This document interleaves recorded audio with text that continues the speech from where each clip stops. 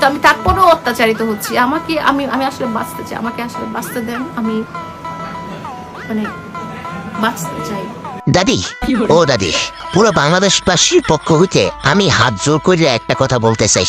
আমরাও শান্তিতে থাকতে চাই, শান্তি মতো একটু ফেসবুক, ইউটিউব, টিকটকে ঢুকতে চাই। আমাদের এই সমস্ত ফালতু রিল দেখতে দেখতে দেখতে দেখতে আমার চোখ আমার লগে রাগ করে বয়ে দিছে।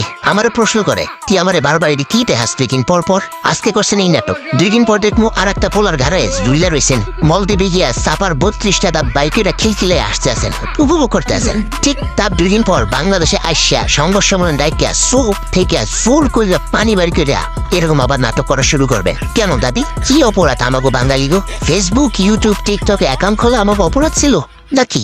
বাংলাদেশে জন্মগ্রহণ করাটাই আমাকে অপরাধ ছিল? কেন ওই অত্যাচার করেন দাদি?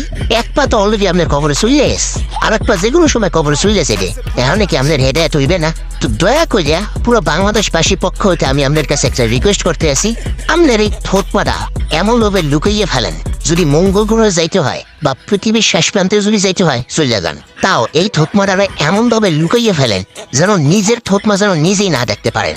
আমরা তো দূরের কথা, আপনার এই মুখটা বা থোতমারা দেখতে চাই না।